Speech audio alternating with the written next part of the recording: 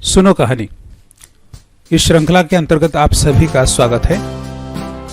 मैं professor doctor Ashok मरडे और आज आप फणीश्वरनाथ रेणु की कहानी मारे गए गुलफाम उर्फ तीसरी कसम, इस कहानी को सुनने जा रहे हैं। आइए सुनते हैं फणीश्वरनाथ रेणु की बहुचर्चित कहानी मारे गए गुलफाम उर्फ तीसरी कसम।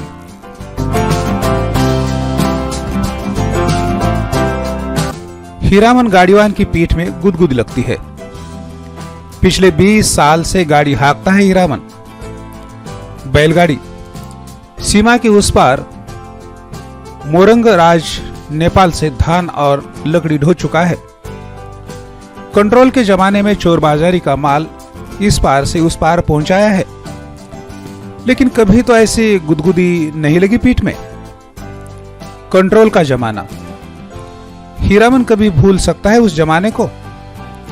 एक बार 4 खेप सीमेंट और कपड़े की गांठों से भरी गाड़ी जोगबानी में विराटनगर पहुंचने के बाद हीरामन का कलेजा पोख्ता हो गया था। फारबिसगंज का हर चोर व्यापारी उसको पक्का गाड़ीवान मानता। उसके बैलों की बड़ाई बड़ी गद्दी के बड़े सेठ जी खुद करते अपनी भाषा में। गाड़ी पकड़ी गई 5वीं बार सीमा के इस पार तराई में। महाजन का मुनीम उसी गाड़ी पर गांठों के बीच चुक्की मुक्की लगाकर छिपा हुआ था।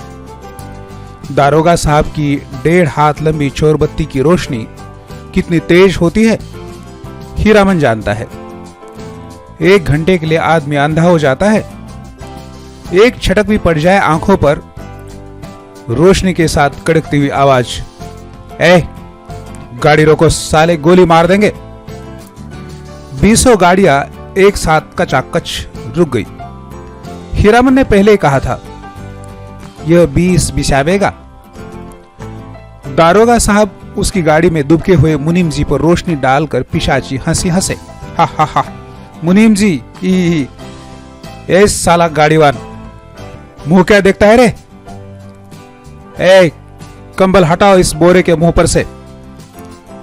हाथ की छोटी लाठी से मुनीम जी के पेट में खोंचा मारते हुए कहा था, इस बोरे को साले। बहुत पुरानी अखज अदावत होगी दारोगा साहब और मुनीम जी में, नहीं तो उतना रुपया कबूलने पर भी पुलिस दारोगा का मन न डोले भला। 4000 तो गाड़ी पर बैठा ही दे रहा है। लाठी से दूसरी बार खोचा मारा दारोगा ने। 5000, फिर खोचा, उतरो पहले। मुनीम को गाड़ी से नीचे उतार कर दारोगा ने उसकी आंखों पर रोशनी डाल दी। फिर 2 सिपाहियों के साथ सड़क से 20-25 रस्सी दूर झाड़ी के पास ले गए। गाड़ीवान और गाड़ियों पर 5-5 बंदूक वाले सिपाहियों का पहरा।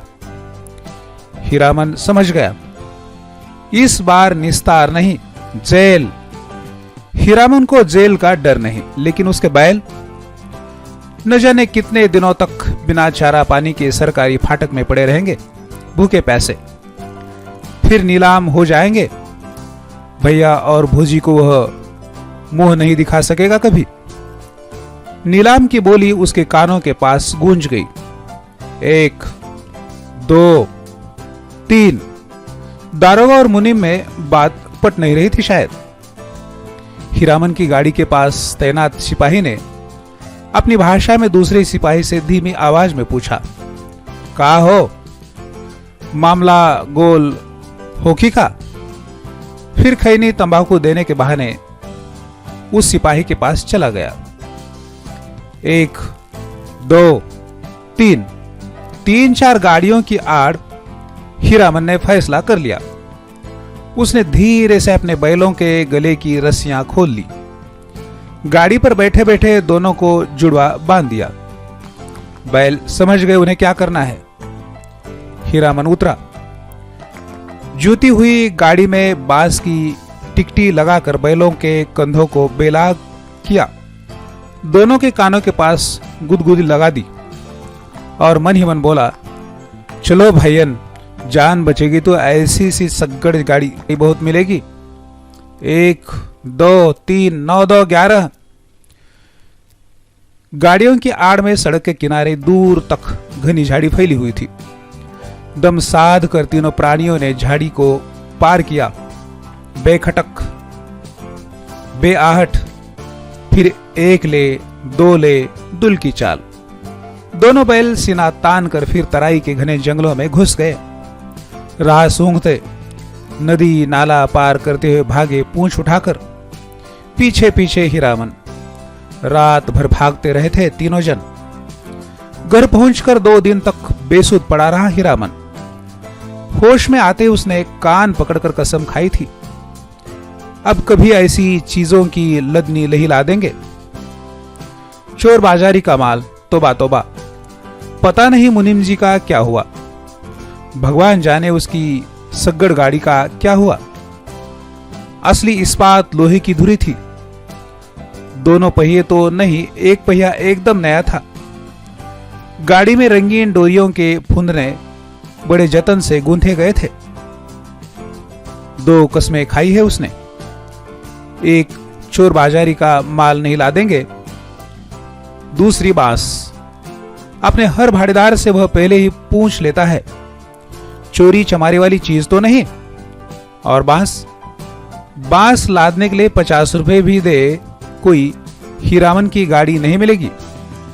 दूसरे की गाड़ी देखे, बांस लदी हुई गाड़ी। गाड़ी से 4 हाथ आगे बांस का अगुआ निकल रहता है और पीछे की ओर 4 हाथ पिछुआ। काबू के बाहर रहती है गाड़ी हमेशा। सो बेकाबू वाली लदनी और खैरेहिया शहर वाली बात। तिस पर बांस का अगुआ, पकड़कर चलने वाला भाड़ेदार का महाभकुआ नौकर। लड़की स्कूल की ओर देखने लगा। बस मोड़ पर घोड़ा गाड़ी से टक्कर हो गई। जब तक हीरामन बैलों की रस्सी खींचे तब तक घोड़ा गाड़ी की छतरी बांस के अगुआ में फंस गई। घोड़ा गाड़ी वाले ने तड़ातड़ चाबुक मारते हुए गाली दी थी। बांस की लदनी ही नहीं, हीरामन में खरहिया शहर की लदनी भी छोड़ दी।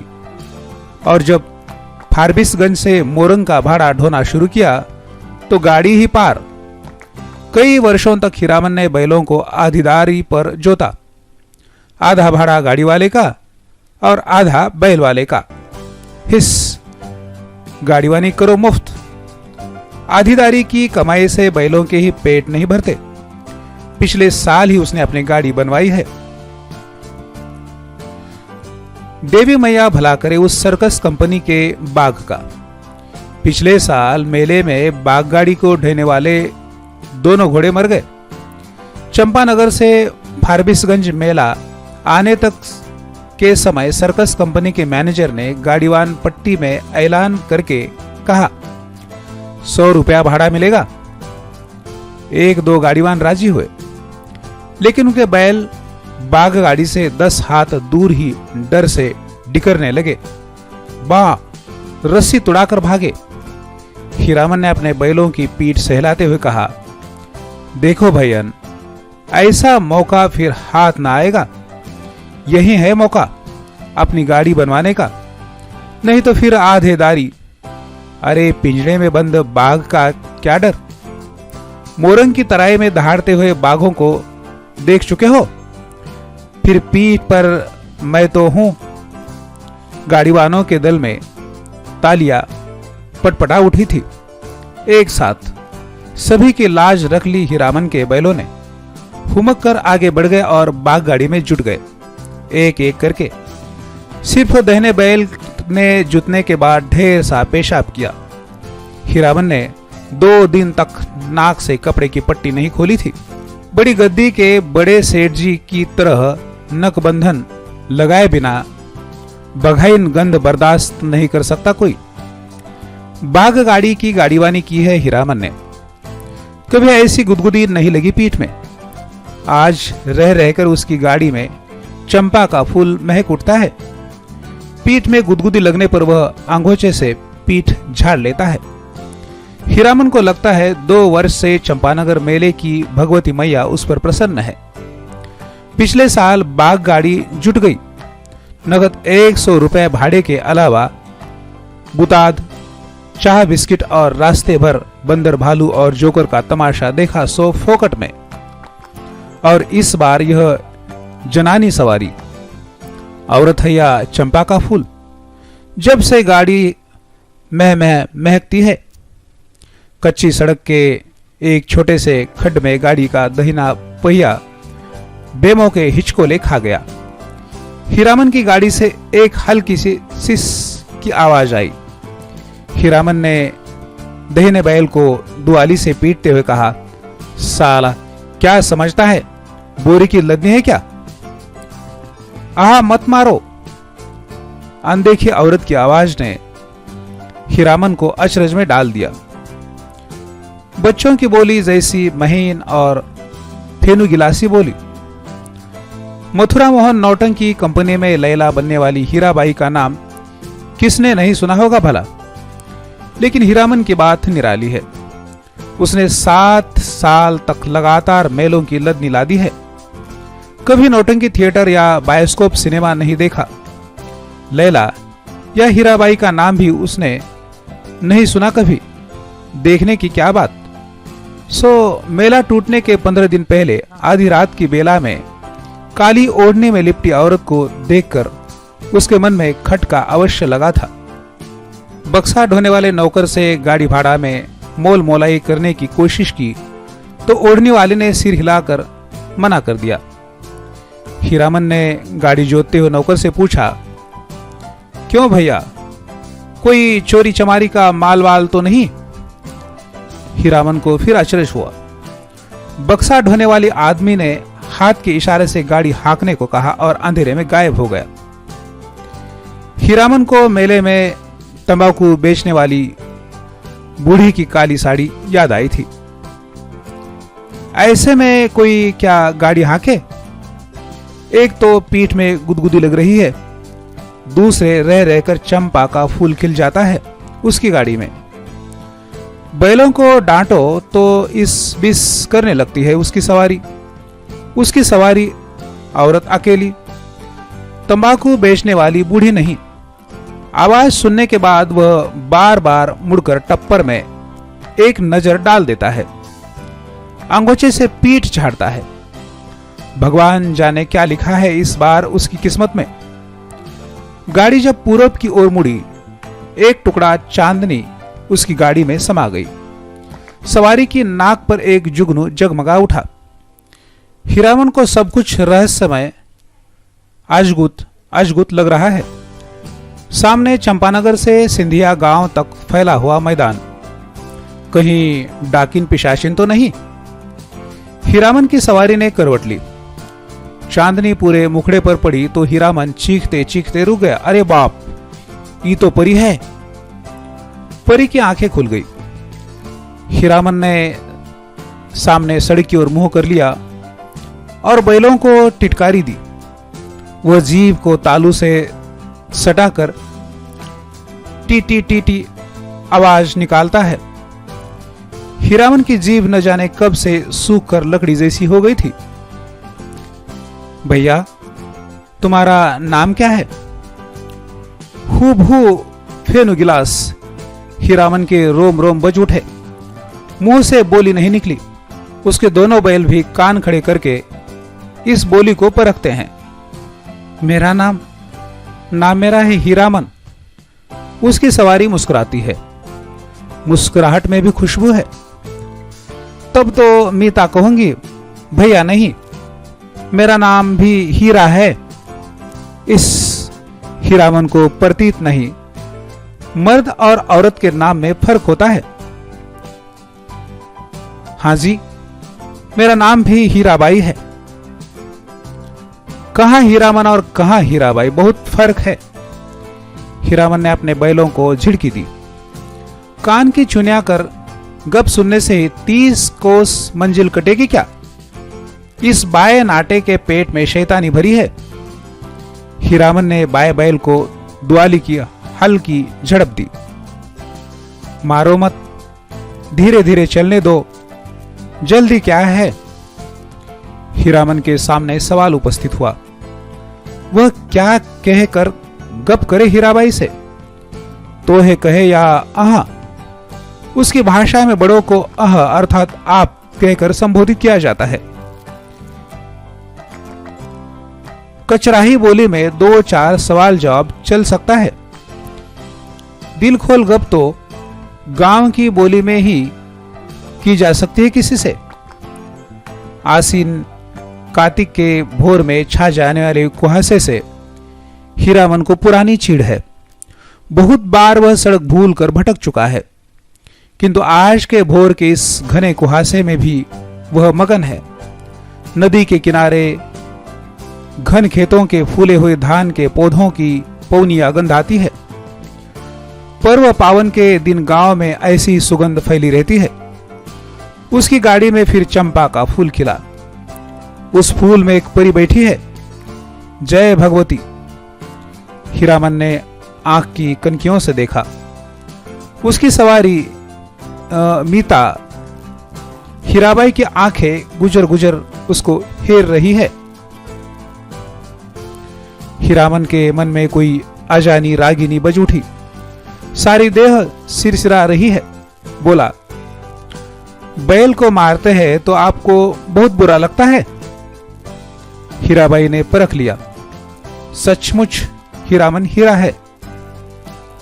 40 साल का हट्टा कट्टा काला कलूटा देहाती नौजवान अपनी गाड़ी और अपने बैलों के सिवाय दुनिया की किसी और बात में विशेष दिलचस्पी नहीं लेता।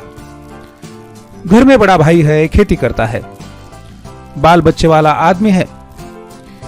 हीरामन भाई से बढ़कर भाभी की इज्जत करता है, भाभी से डरता भी है। हीरामन की भी शादी हुई थी। बचपन में ही गोने से पहले ही दुल्हन मर गई। हीरामन को अपनी दुल्हन का चेहरा याद नहीं। दूसरी शादी न करने के अनेक कारण है। भाभी की जिद। कुमारी लड़की से ही हीरामन की शादी करवाएगी। कुमारी का मतलब हुआ 5-7 साल की लड़की। कौन मानता है सरधा कानून? कोई लड़की वाला दो बाहियों को अपनी लड़की गरज में पड़ने पर ही दे सकता है। भाभी उसकी 3 सत्य करके बैठी है, सो बैठी है। भाभी के आगे भैया की भी नहीं चलती। अब हीरामन ने तय कर लिया है, शादी नहीं करेगा। कौन बलाए मोल लेने जाए? ब्याह करके फिर गाड़ीवानी क्या करेगा कोई? और सब कुछ छूट जाए। गाड़ीवानी नहीं छोड़ सकता हीरामन। हीराबाई ने हीरामन के जैसा निश्चल आदमी बहुत कम देखा है। पूछा, आपका घर कौन जिला में पड़ता है?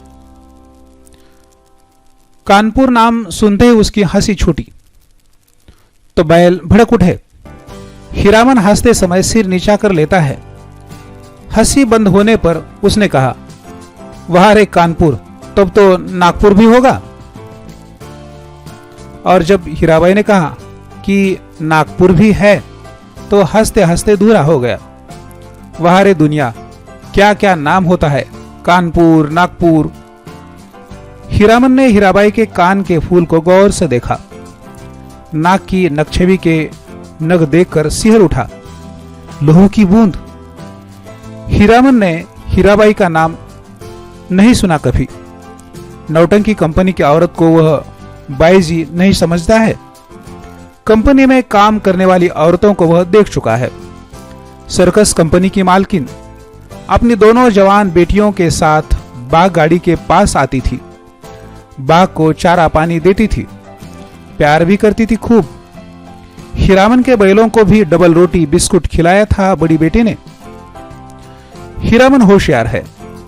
कुहासा छटते ही अपनी चादर से टप्पर में पर्दा कर लिया। बस 2 घंटा, उसके बाद रास्ता चलना मुश्किल है। कातिल की सुबह की धूल आप बर्दाश्त न कर सकिएगा। कजरी नदी के किनारे तेगछिया के पास गाड़ी लगा देंगे। दोपहरिया काट कर सामने से आती हुई गाड़ी को दूर से ही देखकर वह सतर्क हो गया। लीक और बैलों पर ध्यान लगाकर बैठ गया। राह काटते हुए गाड़ीवान ने पूछा, मेला टूट रहा है क्या भाई? हीरामन ने जवाब दिया, वो मेले की बात नहीं जानता। उसकी गाड़ी पर बिदागी है न जाने किस गांव का नाम बता दिया हीरामन ने। छतापुर पचीरा कहाँ है? कहीं हो, ये लेकर आप क्या करिएगा? हीरामन अपनी चतुराई पर हंसा। पर्दा डाल देने पर भी पीठ में गुदगुदी लगती है। हीरामन पर्दे के छेद से देखता है। हीराबाई एक दिया सलाई की डिब्बी के बराबर आईने में अपने दांत देख रही है। मदनपुर मेले में एक बार बैलों को नन्ही चित्ती कौड़ियों की माला खरीद दी थी हीरामन ने। छोटी छोटी नन्ही नन्ही कौड़ियों की पात। तेगछिया के तीनों पेड़ दूर से ही दिखलाई पड़ते हैं। हीरामन ने पर्दे को जरा सरकाते हुए कहा, देखिए यह है तेगछिया। 2 पेड़ जटामासी बड़ है और एक उस फूल का क्या नाम है? आपके कुर्ते पर जैसा फूल छपा हुआ है वैसा ही, खूब महकता है। 2 कोस दूर तक गंध जाती है। उस फूल को खमेरा तंबाकू में डालकर पीते हैं भी है लोग। और उस अमराई की आड़ में कई मकान दिखाई पड़ते हैं। वहां कोई गांव है या मंदिर? हीरामन ने बीड़ी सुलगाने से पहले पूछा। बीड़ी पिए? आपको गंध तो नहीं लगेगी? वही है नामलगर ड्योढ़ी। जिस राजा के मेले से हम लोग आ रहे हैं उसी का दियाद गोतिया है। जा रे जमाना। हीरामन ने जा रे जमाना कहकर बात को चाशनी में डाल दिया। हीराबाई ने टप्पर के पर्दे को तिरछे खोस दिया। हीराबाई की दंत पंक्ति। कौन जमाना? दुड्ढी पर हाथ रखकर साग्रह बोली। नामलगर ड्योढ़ी का जमाना। क्या था और क्या से क्या हो गया? हीरामन गप रसाने का भेद जानता है। हीराबाई बोली, तुमने देखा था वह जमाना? देखा नहीं, सुना है। राज कैसे गया? बड़ी हैफ वाली कहानी है। सुनते हैं घर में देवता ने जन्म ले लिया। कहिए भला, देवता आखिर देवता है या नहीं? इंद्रासन छोड़कर मृत्यु भुवन में जन्म ले ले तो उसका तेज कैसे संभाल सकता है कोई? सूरजमुखी फूल की तरह माथे के पास तेज खिला रहता, लेकिन नजर का फेर किसी ने नहीं पहचाना। एक बार उपलेन में लाट साहब में लाटने के हवा गाड़ी से आए थे। लाटने भी नहीं पहचाना, आखिर लटने ने। सूरजमुखी तेज देखते ही बोल उठी, ए मैन राजा साहब सुनो, यह आदमी का बच्चा नहीं देवता है। हीरामन ने लाटनी की बोली की नकल उतारते समय खूब डैम फैट लेट किया। हीराबाई दिल खोल कर हंसी। हंसते समय उसकी सारी देह दुलकती है। हीराबाई ने अपनी ओढ़नी ठीक कर ली। तब हीराबाई को लगा कि तब उसके बाद क्या हुआ मीता? इस कथा सुनने का बड़ा शौक है आपको, लेकिन काला आदमी राजा क्या महाराजा भी हो जाए, रहेगा काला आदमी ही। साहेब के जैसे अक्ल कहां से पाएगा? हंसकर बात उड़ा दी सभी ने। तब रानी को बार बार सपना देने लगा देवता। सेवा नहीं कर सकते तो जाने दे, नहीं रहेंगे तुम्हारे यहां। इसके बाद देवता का खेल शुरू हुआ। सबसे पहले दोनों दंतर हाथी मरे, फिर घोड़ा, फिर पटपटांग। पटपटांग क्या है? हीरामन का मन पल पल में बदल रहा है। मन में सतरंग छाता धीरे धीरे खिल रहा है। उसको लगता है उसकी गाड़ी पर देवकुल की औरत सवार है। देवता आखिर देवता है। पटपटांग धन दौलत माल मवेशी सब साफ। देवता इंद्रासन चला गया। हीराबाई ने ओझल होते हुए मंदिर के कंगूरे की ओर देखकर लंबी सांस ली। लेकिन देवता ने जाते जाते कहा, इस राज में कभी एक छोड़कर 2 बेटा नहीं होगा। धन हम अपने साथ ले जा रहे हैं, गुण छोड़ जाते हैं। देवता के साथ सभी देव देवी चले गए, सिर्फ सरस्वती मैया रह गई। उसी का मंदिर है। देसी घोड़े पर पाट के बोझ लादे हुए बनियों को आते देखकर हीरामन ने टप्पर के पर्दे को गिरा दिया। बैलों को ललकार कर विदेशिया नाच का वंदना गीत गाने लगा। जय मैया सरस्वती अर्जी करन बानी, हमरा पर होखू सहाय में मैया, हमरा पर होखू सहाय। घोड़े लदे बनियों से हीरामन ने खुलस कर पूछा, क्या भाव पोटवा खरीदते हैं महाजन? लंगड़े घोड़े वाले बनिए ने बटगमनी जवाब दिया, नीचे 27, 28, ऊपर 30, जैसा माल वैसा भाव। जवान बनिए ने पूछा, मेले का क्या हालचाल है भाई? कौन नौटंकी कंपनी का खेल हो रहा है? रोता कंपनी या मथुरा मोहन? मेले का हाल मेले वाला जाने। हीरामन ने फिर छतापुर पचिरा का नाम लिया। सूरज 2 बास ऊपर आ गया था। हीरामन अपने बैलों से बात करने लगा, 1 कोस जमीन, जरा दम बांध कर चलो, प्यास की बेला हो गई ना, याद है? उस बार तेगछिया के पास सर्कस कंपनी के जोकर और बंदर नचाने वाला साहब में झगड़ा हो गया था। जोकर वह ठीक बंदर की तरह दांत किटकिटाकर किरकिराने लगा था। न जाने किस किस देश मुल्क के आदमी आते हैं। हीरामन ने फिर पर्दे के छेद से देखा। हीराबाई एक कागज के टुकड़े पर आंख गड़ाकर बैठी है। हीरामन का मन आज हल्के सुर में बंधा है। उसको तरह तरह के गीतों की याद आती है। 20-25 साल पहले विदेशिया बलवाही छोकरा नाचने वाले एक से एक गजल खेमटा गाते थे। अब तो भोपा में भोपू भोपू करके कौन गीत गाते हैं लोग। जा रे जमाना। छोकरा नाच के गीत की याद में आई हीरामन को। सजनवा बैरी हो गए हमरो, सजनवा बैरी हो गए हमारे, चिट्ठिया हो तो हर कोई बातें। गाड़ी की बल्ली पर उंगलियों से ताल देकर गीत को काट दिया हीरामन ने। छोकरा नाच के मनुआ नटुआ का मुंह हीराबाई जैसा ही था। कहां चला गया वह जमाना। हर महीने गांव में नाचने वाले आते थे। हीरामन ने छोकरा नाच के चलते अपनी भाभी की न जाने कितनी बोली ठोली सुनी थी। भाई ने घर से निकल जाने को कहा था। आज हीरामन पर मां सरस्वती सहाय है लगता है। हीराबाई बोली, वाह कितना बढ़िया गाते हो तुम। हीरामन का मुंह लाल हो गया। वह सिर नीचा करके हंसने लगा। आज तेगछिया पर रहने वाले महावीर स्वामी भी सहाय है हीरामन पर। तेगछिया के नीचे एक भी गाड़ी नहीं। हमेशा गाड़ी और गाड़ीवानों की भीड़ लगी रहती है यहाँ।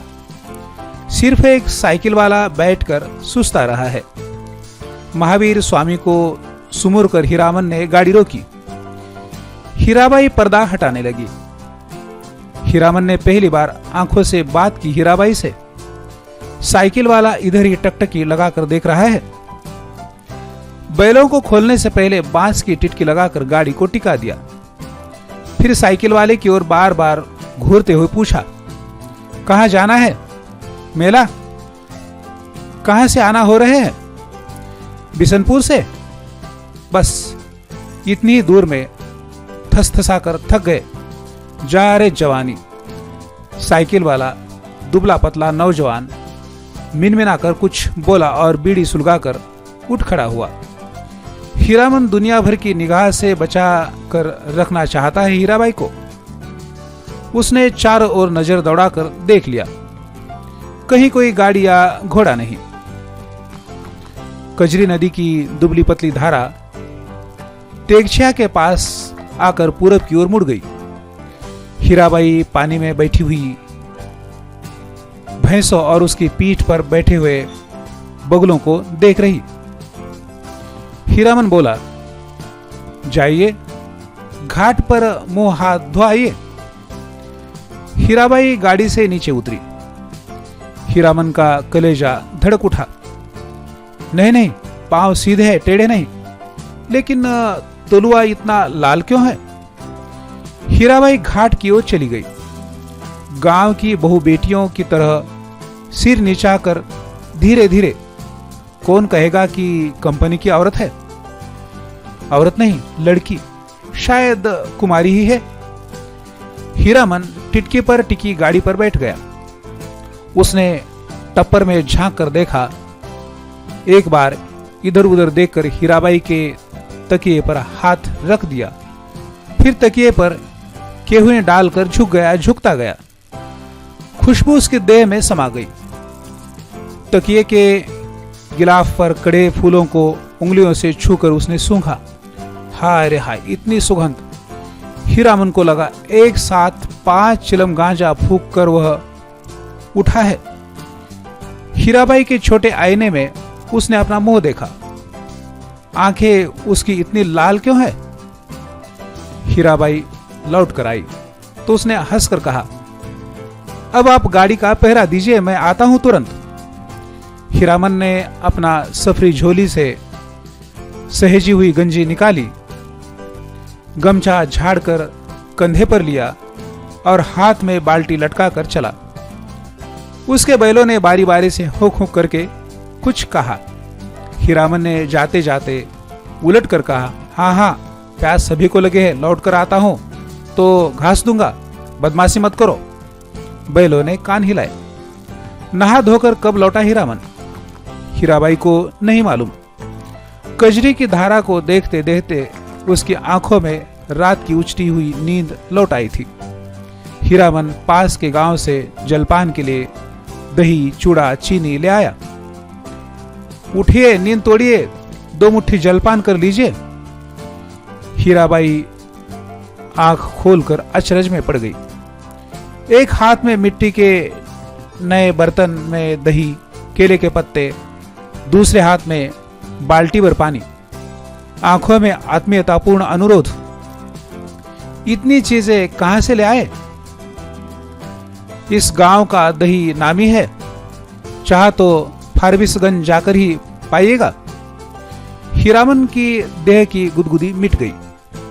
हीराबाई ने कहा, तुम भी पत्तल बिछाओ। क्यों, तुम नहीं खाओगे तो समेट कर लो अपनी झोली में, मैं भी नहीं खाऊंगी। इस हीरामन लजा कर बोला, अच्छी बात, आप खा लीजिए पहले। पहले पीछे क्या, तुम भी बैठो। हीरामन का जी जुड़ा गया। हीराबाई ने अपने हाथ से उसका पत्तल बिछा दिया, पानी छीट दिया, चूड़ा निकाल कर दिया। इस धन्य है, धन्य है। हीरामन ने देखा, भगवती मैया भोग लगा रही है। लाल होठों पर गोरस का परस।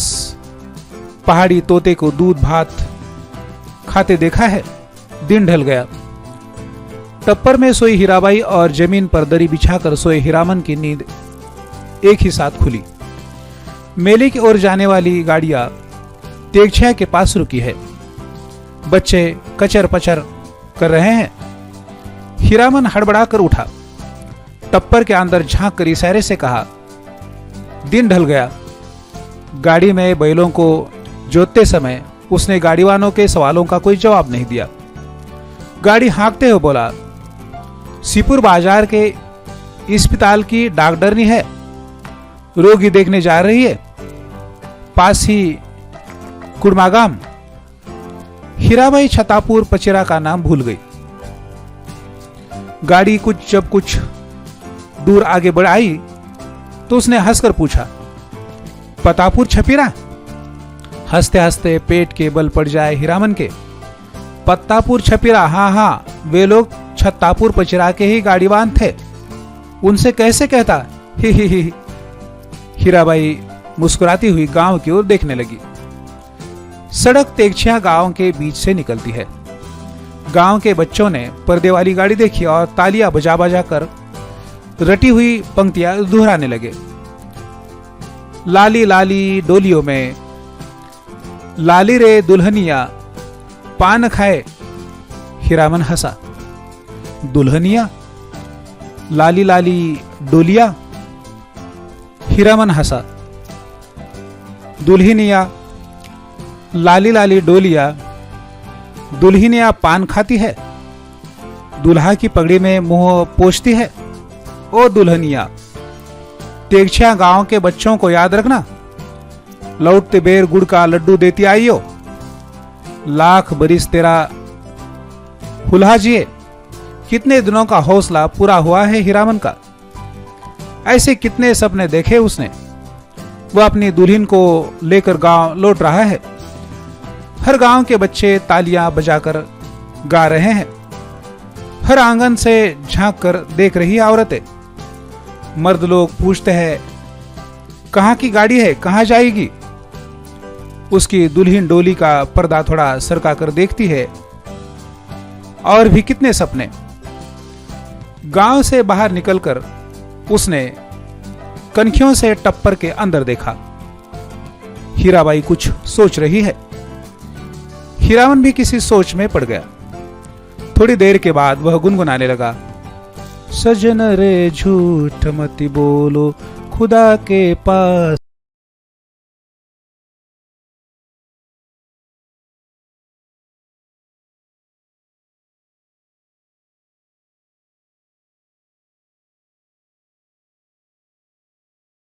बाई ने पूछा, क्यों मीता, तुम्हारे अपनी बोली में कोई गीत नहीं क्या। हीरामन अब बेखटक हीराबाई की आंखों में आंखें डालकर बात करता है। कंपनी की औरत भी ऐसी होती है। सर्कस कंपनी की मालकिन मैम थी, लेकिन हीराबाई गांव की बोली में गीत सुनना चाहती है। वह खुलकर मुस्कुराया। गांव की बोली आप समझिएगा। हो, हीराबाई ने गर्दन हिलाई। कान के झुमके हिल गए। हीरामन कुछ देर तक बैलों को हाँकता रहा चुपचाप। फिर बोला, गीत जरूर ही सुनिएगा, नहीं मानिएगा। इतना शौक गांव का गीत सुनने का है आपको, तब लीक छोड़ानी होगी। चालू रास्ते में कैसे गीत गा सकता है कोई। हीरामन ने बाएं बैल की रस्सी खींचकर दहिनी को लीक से बाहर किया और बोला, हरिपुर होकर नहीं जाएंगे तब। चालू लीक को काटते देखकर हीरामन की गाड़ी के पीछे वाले गाड़ीवान ने चिल्लाकर पूछा, काहे हो गाड़ीवान, लीक छोड़कर बेली कहां उधर। हीरामन ने हवा में दुआली घुमाते हुए जवाब दिया, कहां की बेली की, वह सड़क ननकपुर तो नहीं जाएगी। फिर आपने आप बड़बड़ाया, इस मुल्क के लोगों की यही आदत बुरी है, राह चलते 100 जिरह करेंगे। अरे भाई, तुमको जाना है जाओ, देहाती भुज सब। नननपुर की सड़क पर गाड़ी लाकर हीरामन ने बैलों की रस्सी ढीली कर दी। बैलों ने दुल की चाल छोड़कर कदम चाल पकड़ी। हीराबाई ने देखा, सचमुच नननपुर की सड़क बड़ी सूनी है। हीरामन उसकी आंखों की बोली समझता है। घबराने की बात नहीं, यह सड़क भी फारबिसगंज जाएगी। राह घाट के लोग बहुत अच्छे हैं। एक घड़ी रात तक हम लोग पहुंच जाएंगे। हीराबाई को फारबिसगंज पहुंचने में जल्दी नहीं। हीरामन पर उसको इतना भरोसा हो गया कि डर भय की कोई बात नहीं उठती है मन में। हीरामन ने पहले जी भर मुस्कुरा लिया। कौन गीत गाए वह। हीराबाई को गीत और कथा दोनों का शौक है। इस महुआ घटवारिन, वह बोला, अच्छा, जब आपको इतना शौक है तो सुनिए महुआ घटवारिन का गीत। इसमें गीत भी है और कथा भी है। कितने दिनों बाद भगवती ने यह फैसला भी पूरा कर दिया है। जय भगवती। आज हीरामन अपने मन को खलास कर लेगा। वह हीराबाई की थमी हुई मुस्कुराहट को देखता रहा। सुनिए, आज भी परमार नदी में महुआ घटवारिन के कई पुराने घाट है। इसी मुल्क की थी महुआ। थी तो घटवारिन, लेकिन 100 सतवंती में एक थी। उसका बाप दारू ताड़ी पीकर दिन रात बेहोश पड़ा रहता। उसकी सौतेली माँ साक्षात राक्षसनी, बहुत बड़ी नजर, चालाक, रात में गांजा, दारू, अफीम चुरा कर बेचने वालों से लेकर तरह तरह के लोगों से उसकी जान पहचान थी। सबसे घुट्टा भर हेला मेल। महुआ कुमारी थी, लेकिन काम कराते कराते उसकी हड्डी निकल दी थी राक्षनी ने। जवान हो गई, कहीं शादी ब्याह की बात भी नहीं चलाई। एक रात की बात सुनिए। हीरामन ने धीरे धीरे गुनगुना कर गला साफ किया। हे सावन भदवा केर उमड़वा नदिया, गे मयो गे रेनी भयावनी हे, तड़का तड़के धड़के करे जारा मोरा, कि हम हूँ जे बार नानी रे। ओ माँ, सावन भादों की उमड़ी हुई नदी, भयावनी रात, बिजली कड़कती है। मैं बारी क्यारी नन्ही बच्ची, मेरा कलेजा धड़कता है। अकेली कैसे जाऊं घाट पर, सो भी परदेशी राही बटोही के पैर में तेल लगाने के लिए। सतमां ने अपनी बज्जर किवाड़ी बंद कर ली। आसमान में मेघ हड़बड़ा उठे और हरहरा कर वर्षा होने लगी। महुआ रोने लगी अपनी माँ को याद करके। आज उसकी माँ रहती तो ऐसे दुर्दिन में कलेजे से सटा कर रखती अपनी महुआ बेटी को। गे मैया, इसी दिन के लिए यही दिखाने के लिए तुमने कोख में रखा था। महुआ अपनी माँ पर गुस्साई। क्यों वह अकेली मर गई? जी भर कोसती हुई बोली। हीरामन ने लक्ष्य किया। हीराबाई तकिए पर केहूनी गड़ाकर गीत में मगन एकटक उसकी ओर देख रही है। खोई हुई सूरत कैसी भोली भाली लगती है। हीरामन ने गले में कंपकपी पैदा की। हूँ डायनिया मैयो मोरी, नैनवा चटाए काहे नाही, मारली सोरी घर, यही दिनवा खातिर छिनरो धिया, तेहू पोसली की नैनो दूध उगटन। हीरामन ने दम लेते हुए पूछा, भाखा भी समझती है या कुछ खाली गीत ही सुनती है? हीरा बोली, समझती हूं। उगटन माने उपटन, जो देह में लगाते हैं। हीरामन ने विस्मित होकर कहा, इस सो रोने धोने से क्या होए? सौदागर ने पूरा दाम चुका दिया था महुआ का। बाल पकड़कर घसीटता हुआ नाव पर चढ़ा और माझी को हुक्म दिया, नाव खोलो, पाल खोलो। पाल वाली नाव परवाली चिड़िया की तरह उड़ चली। रात भर महुआ रोटी छटपटाती रही। सौदागर के नौकरों ने बहुत डराया धमकाया, चुप रहो नहीं तो उठाकर पानी में फेंक देंगे। बस महुआ को बात सूझ गई। भोर का तारा मेघ की आड़ से जरा बाहर आया, फिर छिप गया। इधर महुआ भी छपाक से कूद पड़ी पानी में। सौदागर का एक नौकर महुआ को देखते ही मोहित हो गया था। महुआ की पीठ पर वह भी कूदा। उल्टी धारा में तैरना खेल नहीं, सो भी भरी भादों की नदी में। महुआ असल घटवारिन की बेटी थी। मछली भी भला थकती है पानी में। सफरी मछली जैसी फरफराती, पानी चीरती भागी चली जा रही है और उसके पीछे सौदागर का नौकर पुकार पुकार कर कहता है, महुआ जरा थमो, तुमको पकड़ने नहीं आ रहा, तुम्हारा साथी हूं, जिंदगी भर साथ रहेंगे हम लोग। लेकिन हीरामन का बहुत प्रिय गीत है यह। महुआ घटवारिन गाते समय उसके सामने सावन भादों की नदी उमड़ने लगती है। अमावस्या की रात और घने बादलों में रह रहकर बिजली चमक उठती है। उसी चमक में लहरों से लड़ती हुई बारी कुमारी महुआ की झलक उसे मिल जाती है। सफरी मछली की चाल और तेज हो जाती है। उसको लगता है वो खुद सौदागर का नौकर है। महुआ कोई बात नहीं सुनती, प्रतीत करती नहीं, उलट कर देखती भी नहीं, और वह थक गया है तैरते तैरते। इस बार लगता है महुआ ने अपने को पकड़ लिया, खुद ही पकड़ में आ गई है। उसने महुआ को छू लिया है। पा लिया है, उसकी थकन दूर हो गई है। 15-20 साल तक उमड़ी हुई नदी की उल्टी धारा में तैरते हुए उसके मन को किनारा मिल गया है। आनंद के आंसू कोई भी रोक नहीं मानते। उसने हीराबाई से अपनी गीली आंखें चुराने की कोशिश की, किंतु हीरा तो उसके मन में बैठी न जाने कब से सब कुछ देख रही थी। हीरामन ने अपनी कांपती हुई बोली को काबू में लाकर बैलों को झिड़की दी। इस गीत में न जाने क्या है कि सुनते ही दोनों थसथसा जाते हैं।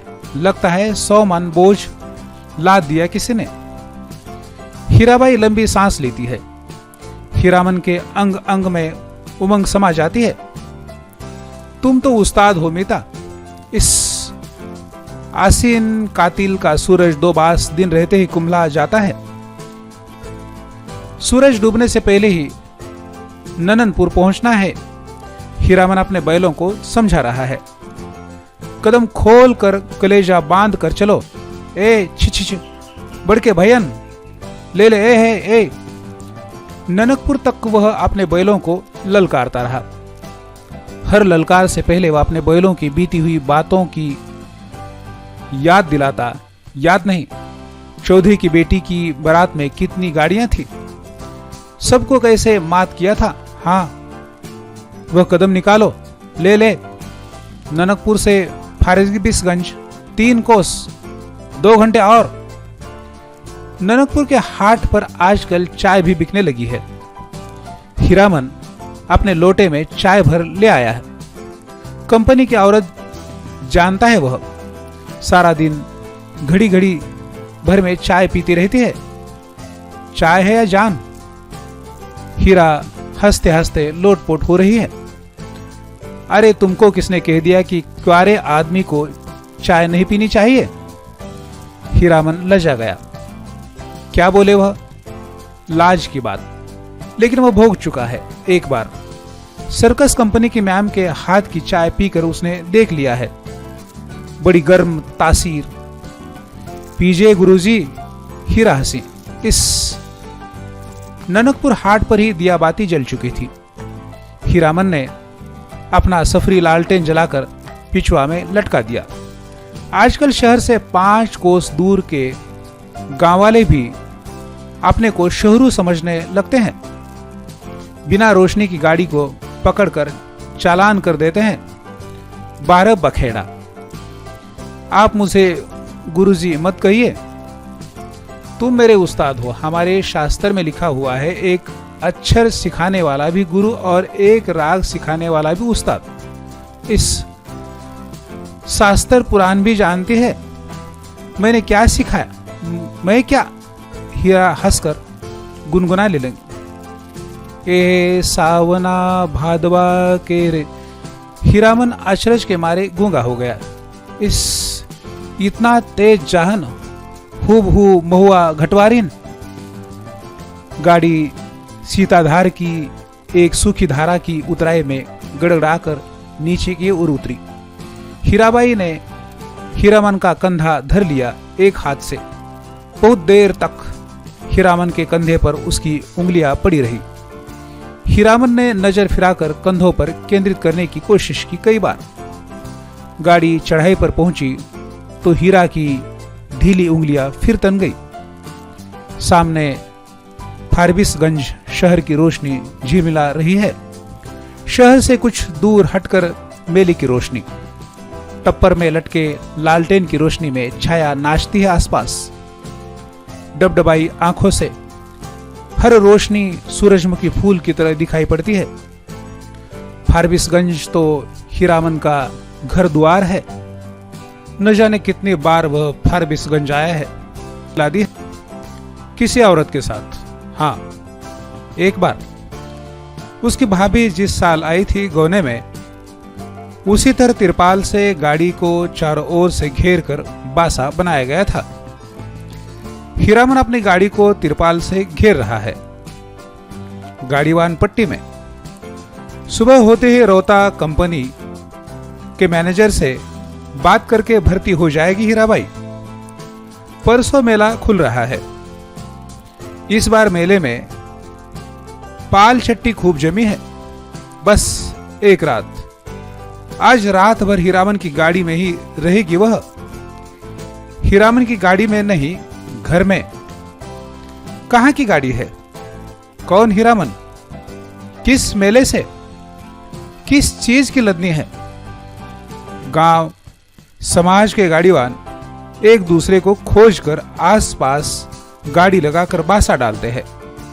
अपने गांव के लालमोहर, धुन्नीराम और पलटदास वगैरह गाड़ीवानों के दल को देखकर हीरामन अचकचा गया। उधर पलटदास टप्पर में झांक कर भड़का, मानो बाघ पर नजर पड़ गई। हीरामन ने इशारे से सभी को चुप किया, फिर गाड़ी की ओर कनखी मारकर फुसफुसाया, चुप, कंपनी की औरत है। नौटंकी कंपनी की? कंपनी की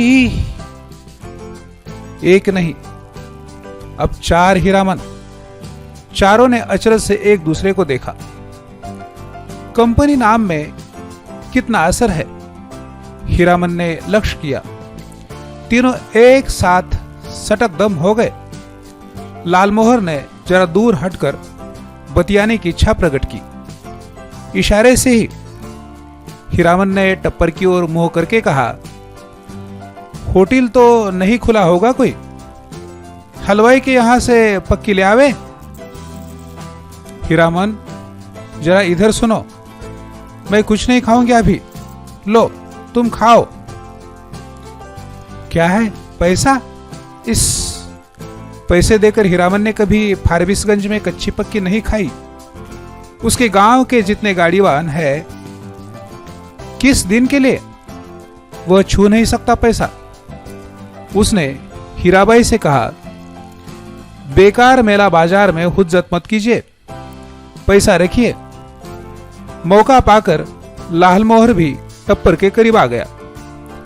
उसने सलाम करते हुए कहा, 4 आदमी के भात में 2 आदमी खुशी से खा सकते हैं। बासा पर भात चढ़ा हुआ है। हम लोग एक ही गांव के हैं। गोवा गिरमिन के रहते होटल और हलवाई के यहां खाएगा हीरामन? हीरामन ने लालमोहर का हाथ टीप दिया। बेसी भचर भचर मत बको। गाड़ी से 4 रस्सी दूर जाते जाते धन्नीराम ने अपने कुलबुलाते हुए दिल की बात खोल दी। तुम भी खूब हो हीरामन। इस साल कंपनी का बाघ, इस बार कंपनी की जनानी। हीरामन ने दबी आवाज में कहा, भाई रे, यह हम लोगों के मुल्क की जनाना नहीं की लटपट बोली सुनकर भी चुप रह जाए। एक तो पश्चिम की औरत, तीस पर कंपनी की। धुन्नीराम ने अपनी शंका प्रकट की। लेकिन कंपनी में तो सुनते हैं पतुरिया रहती है। धत, सभी ने एक साथ उसको दुरदुरा दिया। कैसा आदमी है? पतुरिया रहेगी कंपनी में भला? देखो इसकी बुद्धि। सुना है? देखा तो नहीं है कभी। धुन्नीराम ने अपनी गलती मान ली। पलटदास को बात सूझी। हीरामन भाई, जनाना जात अकेली रहेगी गाड़ी पर? कुछ भी हो, जनाना आखिर जनाना ही है। कोई जरूरत ही पड़ जाए। यह बात सभी को अच्छी लगी। हीरामन ने कहा, बात ठीक है। पलट, तुम लौट जाओ, गाड़ी के पास ही रहना। और देखो, गपशप जरा होशियारी से करना। हाँ। हीरामन की देह से अतर गुलाब की खुशबू निकलती है। हीरामन कमर सांड है। उस बार महीनों तक उसकी देह से बघाइन गंध नहीं गई। लालमोहर ने हीरामन की गमछी सूंघ ली। हीरामन चलते चलते रुक गया। क्या करे लालमोहर भाई, जरा कहो तो। बड़ी जिद करती है, कहती है कि नौटंकी देखना ही होगा। फोकट में ही, और गांव नहीं पहुंचेगी यह बात। हीरामन बोला, नहीं जी, एक रात नौटंकी देखकर जिंदगी भर बोली ठोली कौन सुने। देसी मुर्गी विलायती चाल। धुन्नीराम ने पूछा, फोकट में देखने पर भी तुम्हारी भौजाई बात सुनाएगी? लालमोहर के बासा के बगल में एक लकड़ी की दुकान लाद कर आए हुए गाड़ीवानों का बासा है। बासा के मीर गाड़ीवान मियाजान बूढ़े ने सफरी गुड़गुड़ीती पीते हुए पूछा, क्यों भाई, मीना बाजार की लदनी लाद कर कौन आया है? मीना बाजार? मीना बाजार तो पतुरिया पट्टी को कहते हैं। क्या बोलता है यह बूढ़ा मियाँ? लालमोहर ने हीरामन के कान में फुसफुसाकर कहा, तुम्हारी देह महकती है, सच। लहसनवा लालमोहर का नौकर गाड़ीवान है, उम्र में सबसे छोटा है, पहली बार आया है तो क्या, बाबू आयुनों के यहाँ बचपन से नौकरी कर चुका है। वह रह रहकर वातावरण में कुछ सूंघता है, नाक सिकोड़कर। हीरामन ने देखा लहसनवा का चेहरा तमतम गया है। कौन आ रहा है धड़धड़ाता हुआ? कौन? पलटदास? क्या है? पलटदास आकर खड़ा हो गया चुपचाप। उसका मुंह भी तमतमाया हुआ था। हीरामन ने पूछा, क्या हुआ, बोलते क्यों नहीं? क्या जवाब दे पलटदास? हीरामन ने उसको चेतावनी दे दी। गपशप होशियारी से करना। वो चुपचाप गाड़ी की आसनी पर जाकर बैठ गया, हीरामन की जगह पर। हीराबाई ने पूछा, तुम भी हीरामन के साथ हो? पलटनदास ने गर्दन हिलाकर हामी भरी। हीराबाई फिर लेट गई। चेहरा मोहरा और बोली बाली देख सुनकर पलटदास का कलेजा कांपने लगा। न जाने क्यों। हाँ, रामलीला में सिया सुकुमारी इसी तरह थकी लेटी हुई थी। जय सियावर रामचंद्र जी की। पलटदास के मन में जय जयकार होने लगा। वो दास वैष्णव है, कीर्तनिया है। थकी हुई सीता महारानी के चरण टीपने की इच्छा प्रकट की उसने। हाथ की उंगलियों के इशारे से मानो हारमोनियम की पटरियों पर नचा रहा हो। हीराबाई तमक कर बैठ गई। अरे पागल है क्या, जाओ भागो। पलटदास को लगा गुस्साई हुई कंपनी की औरत की आंखों से चिंगारी निकल रही है। छटक छटक वह भागा। पलटदास क्या जवाब दे? वो मेले से भी भागने का उपाय सोच रहा है। बोला, कुछ नहीं, हमको व्यापारी मिल गया, अभी स्टेशन जाकर माल लादना है। भात में तो अभी देर है, मैं लौट आता हूं तब तक। खाते समय धुन्नीराम और लहसनवा ने पलटदास की टोकरी भर निंदा की। छोटा आदमी है, कमीना है, पैसे पैसे का हिसाब जोड़ता है। खाने पीने के बाद लालमोहर के दल ने अपना बासा तोड़ दिया। धुनिया और लहसनवा गाड़ी जोत कर हीरामन के बासा पर चले। गाड़ी की लीक धरकर हीरामन ने चलते चलते रुककर लालमोहर से कहा, जरा मेरे इस कंधे को सूंघो तो, सूंघ कर देखो ना। लालमोहर ने कंधा सूंघ कर आंखें मूंद ली। मुंह से अस्फुट शब्द निकला, ए हा। हीरामन ने कहा, जरा सा हाथ रखने पर इतनी खुशबू, समझे? लालमोहर ने हीरामन का हाथ पकड़ लिया। कंधे पर हाथ रखा था सच। सुनो हीरामन, नौटंकी देखने का ऐसा मौका फिर कभी हाथ नहीं लगेगा। हाँ, तुम भी देखोगे? लालमोहर की बत्ती सी चौराहे की रोशनी में झिलमिला उठी। बासा पर पहुंचकर हीरामन ने देखा छप्पर के पास खड़ा बतिया रहा है कोई हीराबाई से। धुन्नी और लहसनवा ने एक ही साथ कहा, कहां रह गए पीछे, बहुत देर से खोज रही है कंपनी। हीरामन ने टप्पर के पास जाकर देखा, अरे ये तो वही बक्सा ढोने वाला नौकर जो चंपानगर मेले में हीराबाई को गाड़ी पर बिठाकर अंधेरे में गायब हो गया था।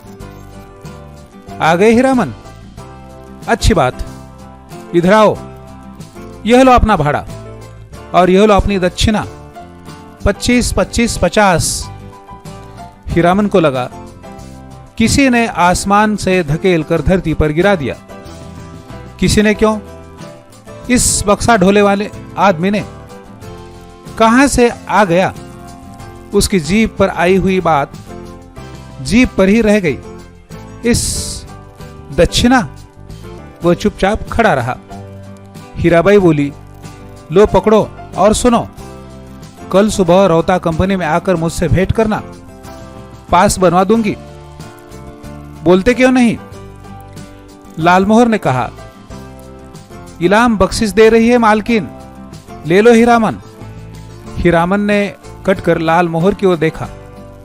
बोलने का जरा भी ढंग नहीं इस लालमोहरा को।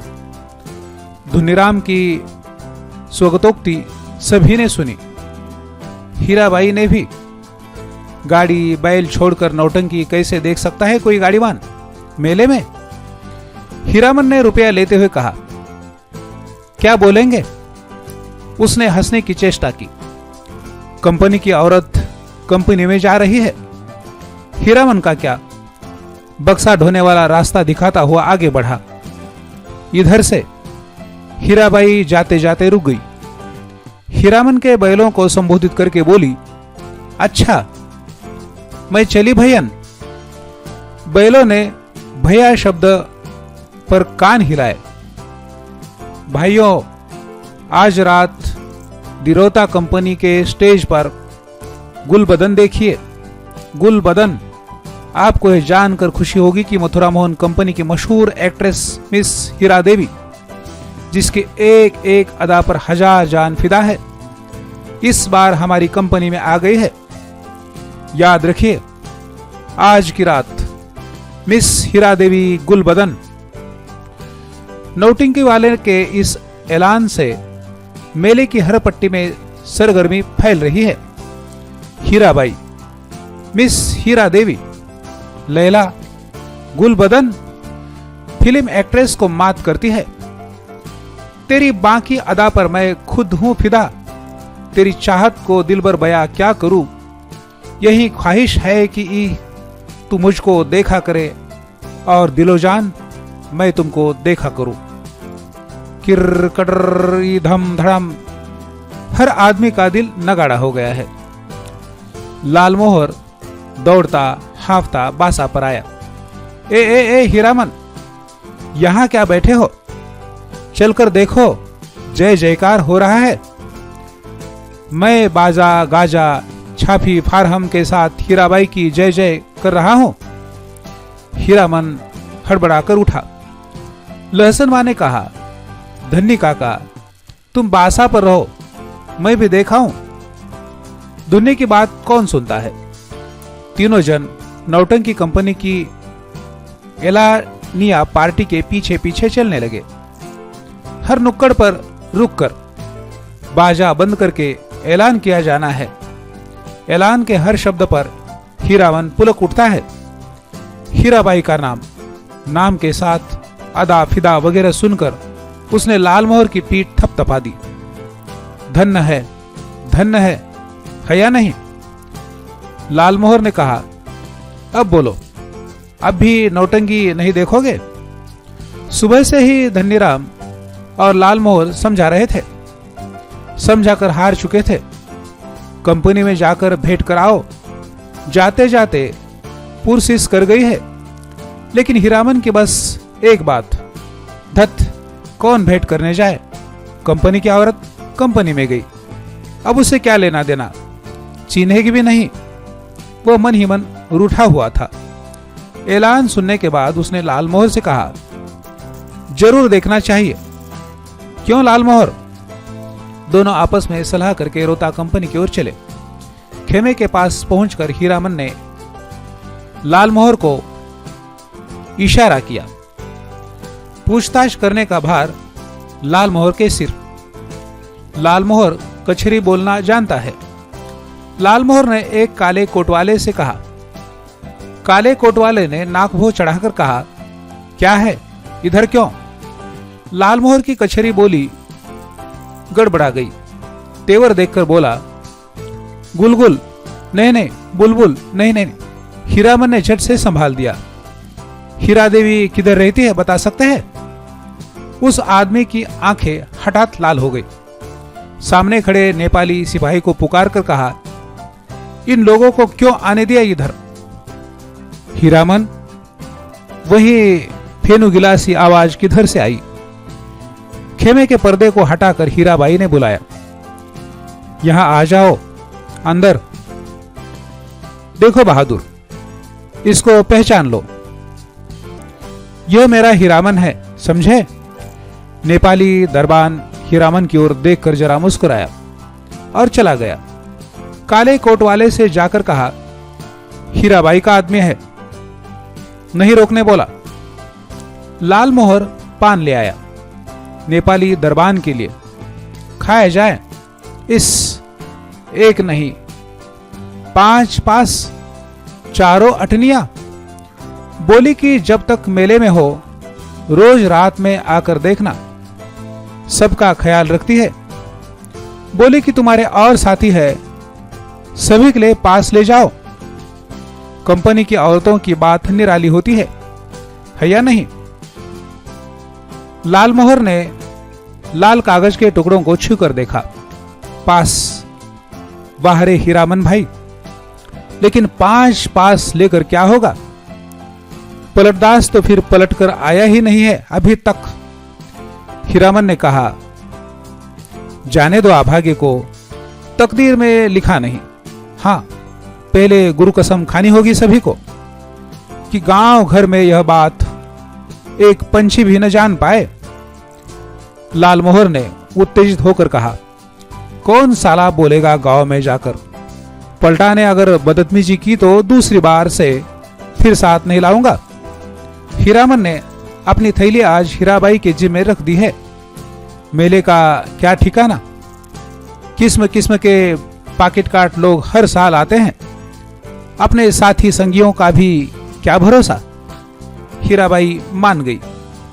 हीरामन के कपड़े की काली थैली को उसने अपने चमड़े के बक्स में बंद कर दिया।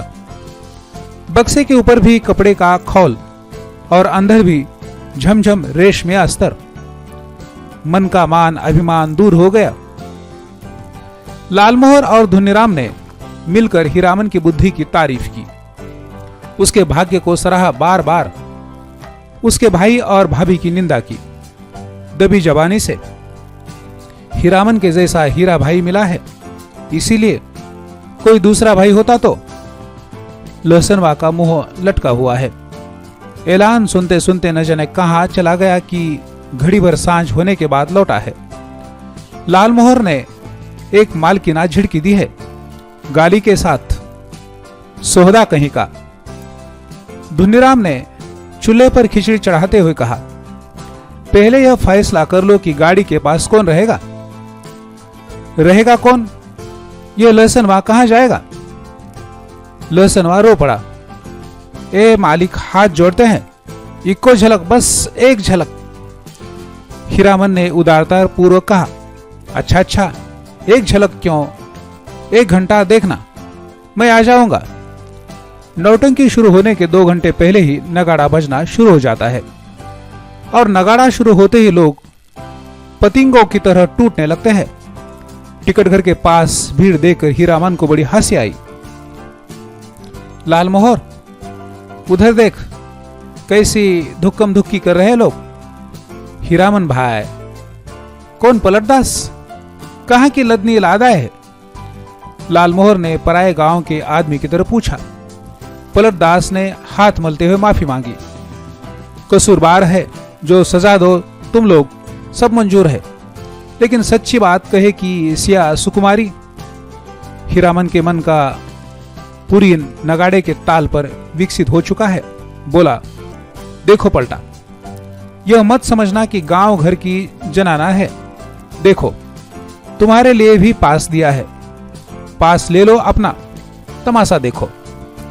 लालमोहर ने कहा, लेकिन एक शर्त पर पास मिलेगा, बीच बीच में लहसुना को भी।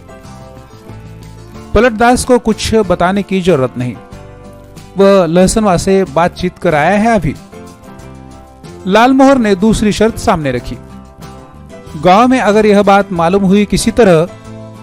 राम राम, दांत से जीभ काटते हुए कहा पलटदास ने। पलटदास ने बताया, आठनिया फाटक उधर है। फाटक पर खड़े दरबान ने हाथ से पास लेकर उनके चेहरे को बारी बारी से देखा। बोला, यह तो पास है, कहां से मिला? अब लाल मोहर की कचराही बोली सुने कोई। उसके तेवर देखकर दरबान घबरा गया। मिलेगा कहां से? अपनी कंपनी से पूछ लीजिए जाकर। 4 ही नहीं, देखिए एक और है। जेब से 5वां पास निकाल कर दिखाया लाल मोहर ने। 1 रुपये वाले फाटक पर नेपाली दरबान खड़ा था। हीरामन ने पुकार कर कहा, ए सिपाही दाजू, सुबह को ही पहचानवा दिया और अभी भूल गए? नेपाली दरबान बोला, हीराबाई का आदमी है सब, जाने दो। पास है तो फिर काहे को रोकता है? 8वां दर्जा। तीनों ने कपड़ा घर को अंदर से पहली बार देखा। सामने कुर्सी बेंच वाले पर्दे हैं। पर्दे पर राम वनगमन की तस्वीर है। पलटदास पहचान गया। उसने हाथ जोड़कर नमस्कार किया। पर्दे पर अंकित राम सिया सुकुमारी और लखन लला को जय हो जय हो। पलटदास की आंखें भर आई। हीरामन ने कहा, लाल मोहर, छापी सभी खड़े हैं या चल रहे हैं? लाल मोहर अपने बगल में बैठे दर्शकों से जान पहचान कर चुका है। उसने कहा, खेला अभी पर्दा के भीतर है, अभी जमीन का दे रहे हैं लोग जमाने के लिए। पलटदास ढोलक बजाना जानता है, इसलिए नगाड़े के ताल पर गर्दन हिलाता है और दियासलाई पर ताल काटता है। बीड़ी आदान प्रदान करके हीरामन ने भी एक आध जान पहचान कर ली। लाल मोहर के परिचित आदमी ने चादर से देह ढकते हुए कहा, नाच शुरू होने में अभी देर है, तब तक एक नींद ले ले। सब दर्जा से अच्छा 8वां दर्जा, सबसे पीछे सबसे ऊंची जगह पर, जमीन पर गरम पुआल, कुर्सी बेंच पर बैठकर इस सर्दी के मौसम में तमाशा देखने वाले अभी घुच घुच कर उठेंगे चाह पीने। उस आदमी ने अपने संगी से कहा, खेला शुरू होने पर जगा देना। नहीं नहीं, खेला शुरू होने पर नहीं, हिरिया जब स्टेज पर उतरे हमको जगा देना। हीरामन के कलेजे में जरा आंच लगी। हिरिया बड़ा लटपटिया आदमी मालूम पड़ता है। उसने लाल मोहर को आंख के इशारे से कहा, इस आदमी से बतियाने की जरूरत नहीं।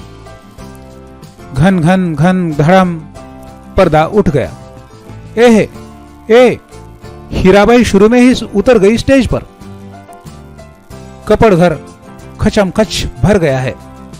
हीरामन का मुंह अचरज में खुल गया। लाल मोहर को न जाने क्यों ऐसी हंसी आ रही है। हीराबाई के गीत के हर पद पर वह हंसता है बेवजह। गुलबदन दरबार लगाकर बैठी है, ऐलान कर रही है, जो आदमी तख्त हजारा बनाकर ला देगा, मुंह मांगी चीज इनाम में दी जाएगी। अजी है कोई फनकार तो हो जाए तैयार, बनाकर लाए तख्त हजारा। किरकिर किर, अलबत्त तो नाचती है, क्या गला है मालूम है। यह आदमी कहता है कि हीराबाई पान बीड़ी सिगरेट जर्दा कुछ नहीं खाती। ठीक कहता है, बड़ी नेम वाली रंडी है। कौन कहता है कि रंडी है? दांत में मिस्सी कहां है? पाउडर से दांत धो लेती होगी। हरगिज नहीं। कौन आदमी है बात की बेबात करता है? कंपनी की औरत को पतुरिया कहता है। तुमको बात क्यों लगी? कौन है रंडी का भड़वा? मारो साले को, मारो। तेरी हो हल्ले के बीच हीरामन की आवाज कपड़घर को फाड़ रही है।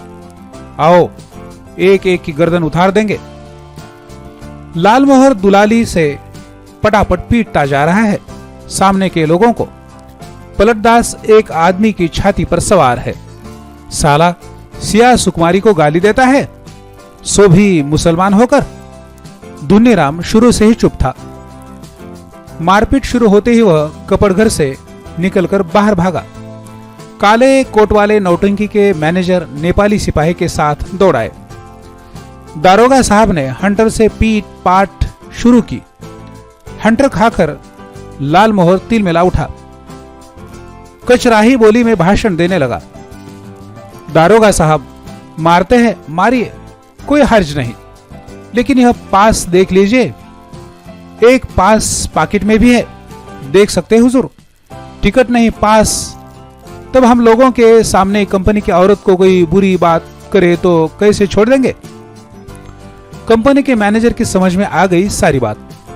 उसने दारोगा को समझाया, हुजूर मैं समझ गया, ये सारी बदमाशी मथुरा मोहन कंपनी वालों की है।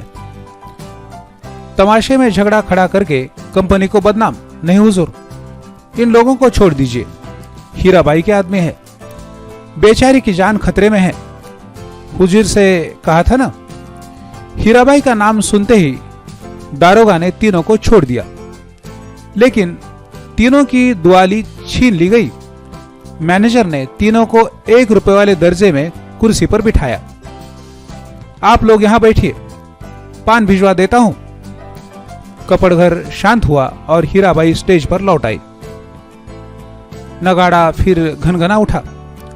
थोड़ी देर बाद तीनों को एक ही साथ धुन्नीराम का ख्याल आया। अरे धुन्नीराम कहाँ गया? मालिक, ओ मालिक, लहसनवा कपड़ाघर से बाहर चिल्लाकर पुकार रहा है। ओ लालमोहर मालिक। लालमोहर ने तारस्वर में जवाब दिया, इधर से, इधर से। एक कटिया फाटक से।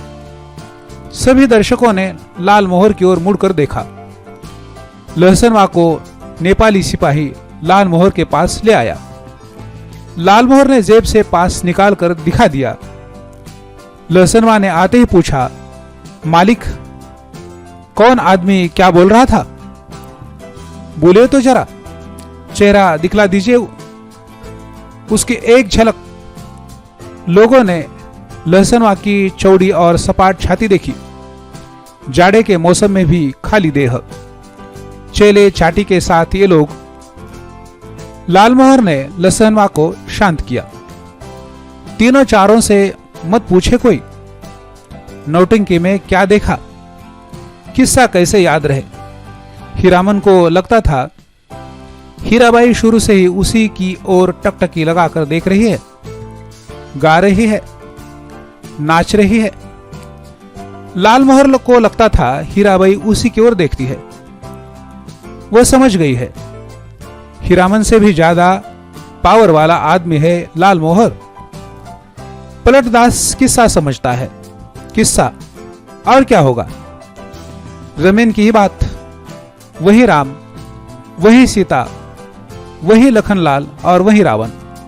सिया सुकुमारी को राम जी से छीनने के लिए रावण तरह तरह का रूप धर कर आता है। राम और सीता भी रूप बदल लेते हैं। यहां भी तख्त हजारा बनने वाला माली का बेटा राम है। गुलबदन मियां सुकुमारी माली के लड़के का दोस्त लखन लला है और सुल्तान है रावण। धुन्नीराम को बुखार है तेज। लहसनवा को सबसे अच्छा जोकर का पार्ट लगा। चिरैया तोहके लेके ना जइयो नरहट के बजरिया। वह उस जोकर से दोस्ती लगाना चाहता है। नहीं लगावेगा दोस्ती जोकर साहब। हीरामन को एक गीत की आधी कड़ी हाथ लगी। मारे गए गुलफाम। कौन था यह गुलफाम? हीराबाई रोती हुई गा रही थी, अजी हां, मरे गए गुलफाम, टिडिडिडिडिडि, बेचारा गुलफाम। तीनों को दुआली वापस देते हुए पुलिस के सिपाही ने कहा, लाठी दुआली लेकर नाच देखने आते हो? दूसरे दिन मेले भर में यह बात फैल गई। मथुरा मोहन कंपनी से भागकर आई है हीराबाई, इसलिए इस बार मथुरा मोहन कंपनी नहीं आई है, उसके गुंडे आए हैं। हीराबाई भी कम नहीं, बड़ी खिलाड़ औरत है। 13 देहाती लठे पाल रही है।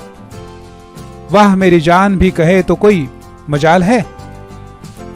10 दिन 10 रात दिन भर भाड़ा ढोता हीरामन शाम होते ही नौटंकी का नगाड़ा बजने लगता। नगाड़े की आवाज सुनते ही हीराबाई की पुकार कानों के पास मंडराने लगती। भैया, मीता, हीरामन, उस्ताद गुरुजी। हमेशा कोई न कोई बाजा उसके मन के कोने में बजता रहता दिन भर। कभी हारमोनियम, कभी नगाड़ा, कभी ढोलक और कभी हीराबाई की पैजनी। उन्हीं साजों की गत पर हीरामन उठता बैठता चलता फिरता। नौटंकी कंपनी के मैनेजर से लेकर पर्दा खींचने वाले तक उसको पहचानते हैं। हीराबाई का आदमी है। पलटदास हर रात नौटंकी शुरू होने के समय श्रद्धापूर्वक स्टेज को नमस्कार करता, हाथ जोड़कर। लालमोहर एक दिन अपनी कचराही बोली सुनाने गया था हीराबाई को। हीराबाई ने पहचाना ही नहीं।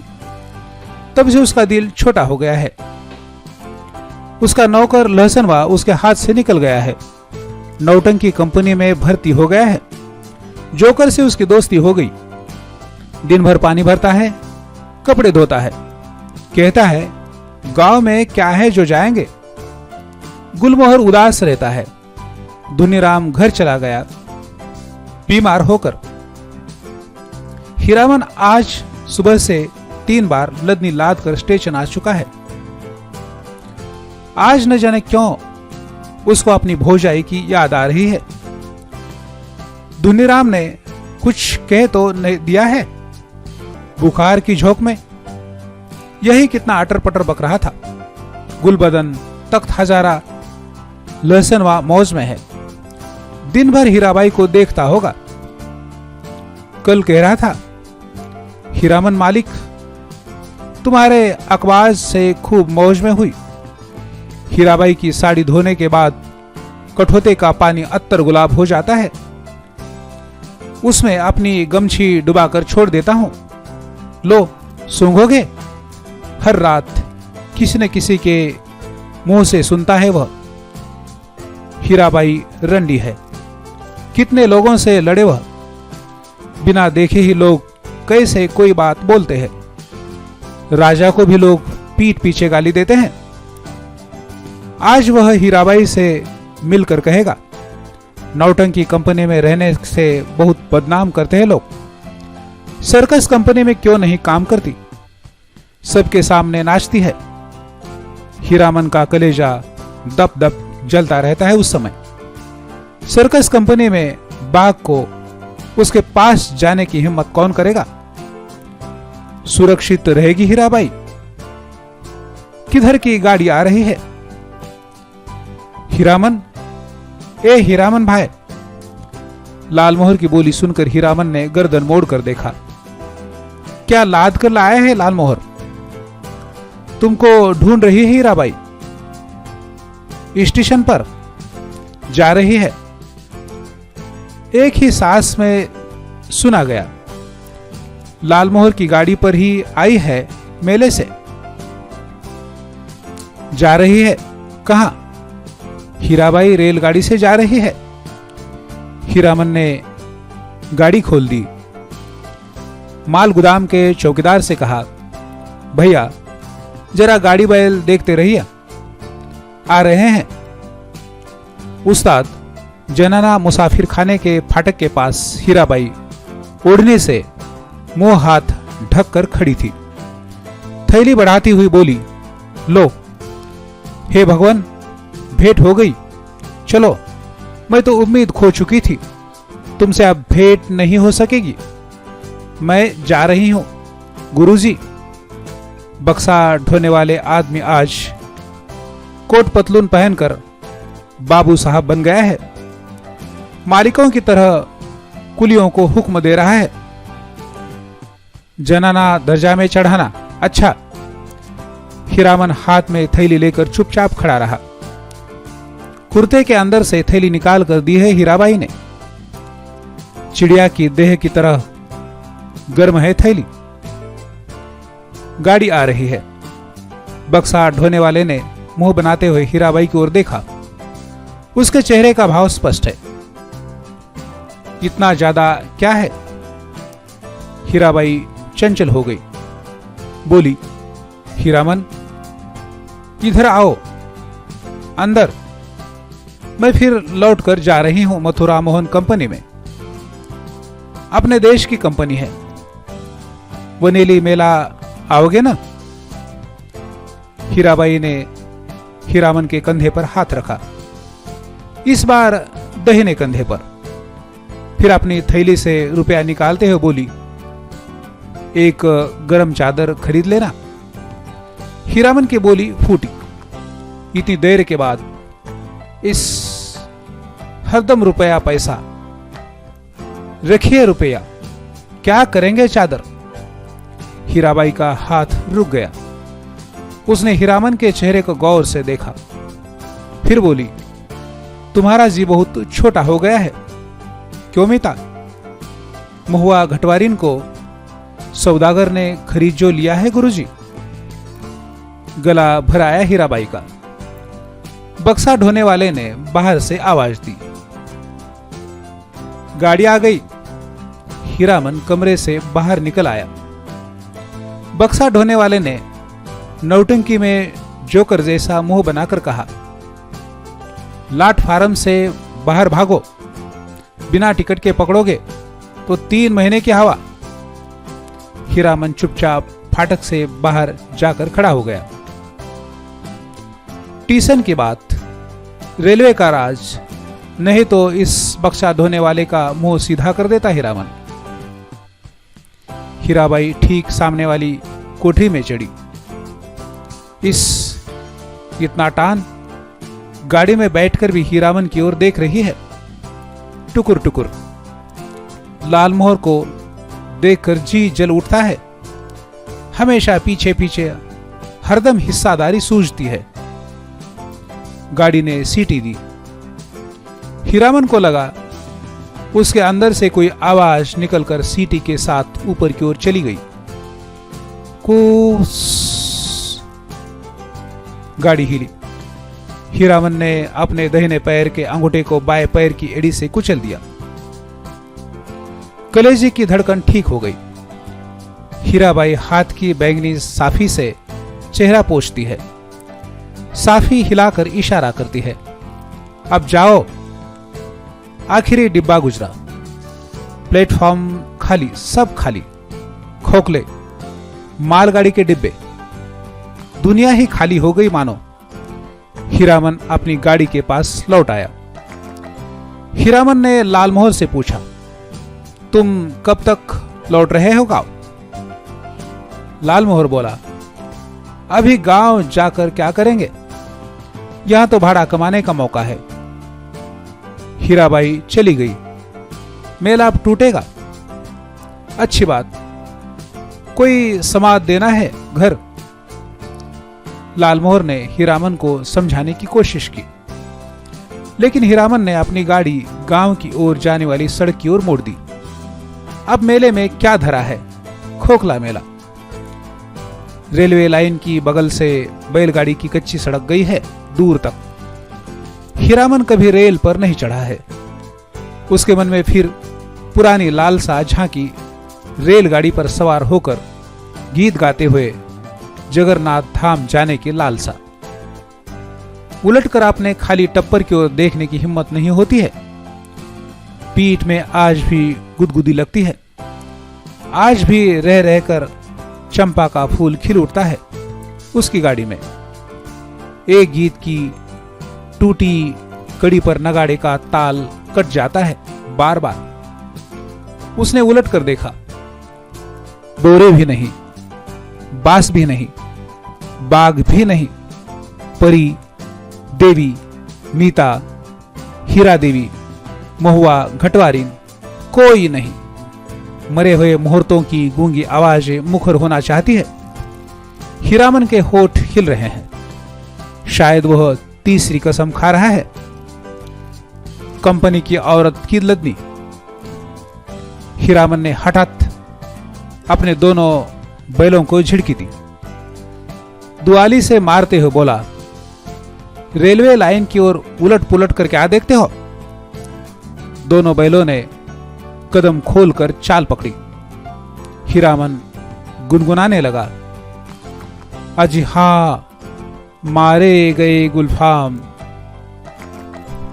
तो मित्रों, यह थी फणीश्वरनाथ रेणु की कहानी तीसरी कसम उर्फ मारे गए गुलफाम।